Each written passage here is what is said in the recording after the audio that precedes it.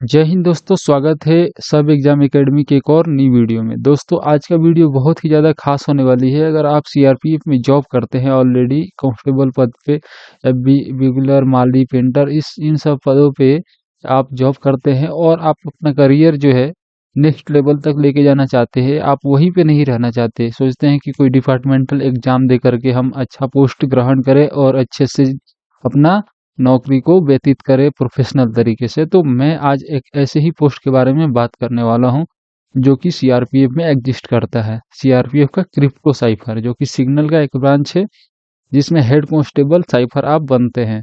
ये departmental exam हर साल maximum chance होता है कि हर साल ही आता है, कभी कभी होता है कि एक साल गैप हो जाए, लेकिन ये हर साल आता है। तो ये बहुत ही ज़्यादा अच्छा अपॉर्चुनिटी है कि आप इसमें, अगर आप उससे शिफ्ट होकर के इसमें आना चाहते हैं तो आ सकते हैं। तो आज के इसके ही फायदे नुकसान और क्या क्या प्रोसेस है सब कुछ ए टू जेड हम बताएंगे। एलिजिबिलिटी क्या है, एग्जाम कैसे होता है, पैटर्न क्या है, सिलेबस क्या है, पोस्टिंग, प्रमोशन, रेस्ट है, कैसा लाइफ है, तो वो सारी चीजें हम लाइफस्टाइल के बारे में भी सब कुछ आपको शेयर करेंगे। तो आज इस वीडियो को कंप्लीट देख लीजिए, आपको कोई भी दिक्कत नहीं होगा। ठीक है दोस्तों, तो चलिए हम एक स्लाइड के माध्यम से हम बताएंगे आपको। देखिए सबसे पहले तो इंट्रोडक्शन दे देते हैं। सीआरपीएफ क्रिप्टो साइफर एक सिग्नल यूनिट की डिपार्टमेंटल पोस्ट है जिसका रैंक है हेड कांस्टेबल साइफर, जिसको एससीसी बोलते हैं।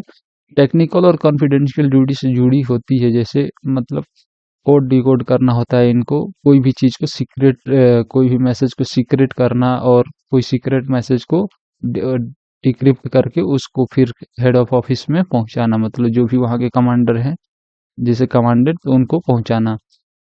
ठीक है, अब नेक्स्ट स्लाइड पे चलते हैं। फिर मैं अपना भी मत दूंगा दोस्तों, देखिए मेरा भी मत देखिएगा, लास्ट में मैं आपको ऐसे ओवरव्यू दूंगा, दिखाऊंगा आपको कि क्या करना चाहिए, आपको कैसा पोस्ट है एक्चुअल में बताऊंगा। पहले मेरे को एक एक चीज समझा लेने दीजिए। देखिए तो उसके बाद में रैंक और यूनिट। ठीक है, तो सिग्नल यूनिट इनका रहता है हमेशा, सिग्नल यूनिट मतलब इनका बेस रहता है, लेकिन पोस्टिंग तो सभी जगह होता है। ये तो बता ही दिया। Head constable cipher office based duty, communication duty होता है। कम्युनिकेशन का मतलब क्या है कि कोई भी मैसेज जो काफ़ी कॉन्फिडेंशियल है, काफ़ी मतलब छुपाव वाली चीज़ें है जिसकी जानकारी सबको नहीं होनी चाहिए, तो उनको डिक्रिप्ट कर इनक्रिप्ट करना, फिर नेक्स्ट जहाँ पे जाएगा वहाँ पे भी एक साइफर होंगे, उनको डिक्रिप्ट करेंगे और उन जहाँ पहुँचाना है उस ऑफिस में पहुँचाएंगे। तो मीडिया करके काम करते हैं। तो ठीक है, यहाँ पर देखिए हु कैन अप्लाई, कौन कौन अप्लाई कर सकता है। जो सीआरपीएफ का पर्सनल जो सर्विंग मतलब ऑलरेडी सीआरपीएफ में है, ठीक है, कांस्टेबल होनी चाहिए, माली होने चाहिए, पेंटर होने चाहिए या रेगुलर, इन इनमें से, इन चारों में से आप कोई भी हैं तो आप इसके लिए एलिजिबल है और इस फॉर्म को फिल कर सकते हैं। ठीक है, सबसे पहले आपको minimum 2 years service after POP, clean service होना चाहिए, मतलब क्लीन रिकॉर्ड होना चाहिए, कोई दाग धब्बे नहीं होने चाहिए, कोई मतलब ऐसे जुल्म आप पे चाहे कोई सजा नहीं मिली हो। ठीक है, तो आप समझ ही गए होंगे क्लीन रिकॉर्ड का मतलब। तो यहाँ पर चलते हैं, एजुकेशन क्वालिफिकेशन आपकी क्या होनी चाहिए एलिजिबिलिटी के लिए। ठीक है, तो आप 10+2 साइंस से हो सकते हैं, बीटेक डिप्लोमा या बायोलॉजी से भी हो सकते हैं, लेकिन आपके सब्जेक्ट में ये सारी चीज़ें रहनी चाहिए। देखिए फिजिक्स, मैथ और इंग्लिश, ये 3 सब्जेक्ट आपके सब्जेक्ट में रहेगा। आपके पूरे जैसे 10+2 साइंस से है तो उसमें ये रहना चाहिए, बीटेक है तो आपको उसमें ये रहना चाहिए, तो इनमें से आपको ये सब्जेक्ट होनी ही चाहिए, तभी आप इसके लिए एलिजिबल हो पाओगे। ठीक है, उसके बाद में एज लिमिट की बात करें तो जनरल के लिए 30 इयर्स और ओबीसी के लिए 33, और उसके बाद में एस सी एस टी के लिए 35, अगर आप कास्ट सर्टिफिकेट लगाते हैं तो नेक्स्ट पे चलते हैं हम और आपको बताता हूँ मैं। नेक्स्ट स्लाइड पे चलते हैं। फॉर्म और नोटिफिकेशन कहाँ निकलता है, तो देखिए ये CTC IT and IT Ranchi के द्वारा निकाला जाता है, सेंट्रल ट्रेनिंग कॉलेज के द्वारा।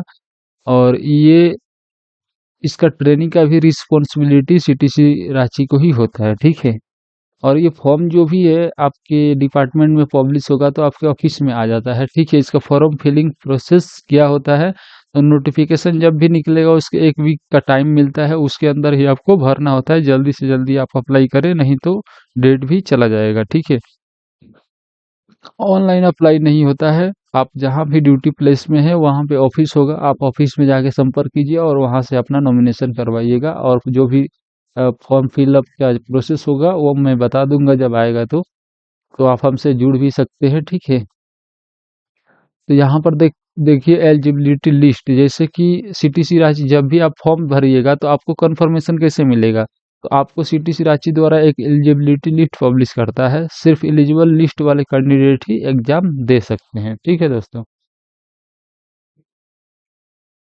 एग्जाम का पैटर्न क्या होता है, 100 मार्क्स का क्वेश्चन आता है, ठीक है। उसके बाद में एक रिटन एग्जाम भी होता है जिसमें पार्ट 1 और पार्ट 2 जैसे होता है, तो 75 मार्क्स का जो है एमसीक्यू होता है, ठीक है इसमें। और पार्ट 2 में इंग्लिश होता है जो कि 25 मार्क्स का होता है और इसको आंसर शीट पे लिखना होता है, ये एमसीक्यू नहीं होता है, ठीक है दोस्तों। इसमें देखिए पार्ट 1 में क्या होता है, 20 नंबर का मैथ और 25 का फिजिक्स और कंप्यूटर होता है 30 नंबर का। और इंग्लिश की बात करें तो पार्ट 2 जो है, पार्ट 2 इंग्लिश है, उसमें देखिए अगर आप पास होना है, पास होना तो कंपलसरी है, अगर अगर नहीं पास होते हैं तो पार्ट 1 आपका चेक ही नहीं होगा, जिससे आप ऑटोमेटिक ही फेल हो जाएंगे। तो इंग्लिश तो आपको जरूर ही अच्छे से करना है। और सारे एग्जाम जो है ना इंग्लिश मीडियम में ही होंगे। तो आपको देखिए इंग्लिश में क्या क्या पूछे जाते हैं, 5 मार्क्स के पैसेज रहते हैं, 10 मार्क्स का ऐसे रहता है, और ग्रामर भी रहता है 10 मार्क्स का। डिटेल सिलेबस भी हमने ऑलरेडी बना दिया है, तो आप चैनल में जा करके आप लोग देख सकते हैं उस वीडियो को। उसमें एक एक चीज एक एक पॉइंट मैंने कवर किया है, कौन कौन से टॉपिक से पूछता है, ठीक है।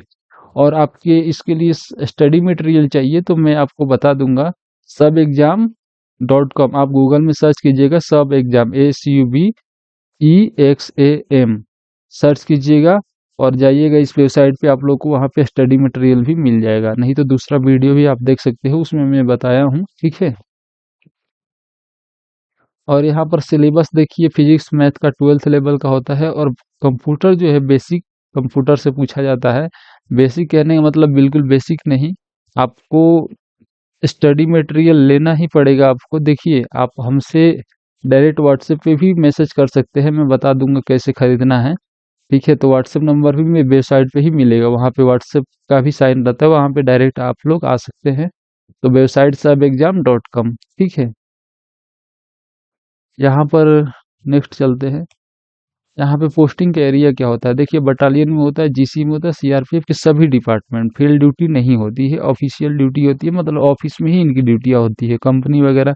बट जीडी बटालियन की कंपनी में नहीं रहते, हमेशा हेडक्वार्टर में ही रहते हैं, और सिग्नल बटालियन की कंपनी और हेडक्वार्टर दोनों में रहते हैं, क्योंकि उसकी कंपनी भी हेडक्वार्टर जैसे बड़ी होती है। तो यहाँ पर देखिए वर्क प्रोफाइल, सीक्रेट मैसेज को कोडिंग और डिकोडिंग करना है, हेड ऑफ ऑफिस को डायरेक्ट कांटेक्ट में काम करना होता है, जैसे कि जो भी वहाँ के डीआईजी आईजी या कमांडेंट होते हैं उनके संपर्क में डायरेक्टली रहते हैं। और इनका प्रमोशन कैसे होता है, हेड पहले तो हेड कांस्टेबल साइफर आप एग्जाम दे करके बन जाओगे, उसके बाद में एसआई, उसके बाद इंस्पेक्टर, ऐसे क्रम चलते रहता है। और इनको कम से कम एएसआई बनने में 12 साल तो लगेंगे, ठीक है दोस्तों। और सैलरी और अलाउंस की बात करते हैं तो कांस्टेबल से साइफर बनने पर आपको बेसिक पे में एक इंक्रीमेंट ऐड हो जाता है, और जहां भी रहिएगा आपको रिक्स अलाउंस तो उसी हिसाब से एरिया के हिसाब से मिलते रहता है।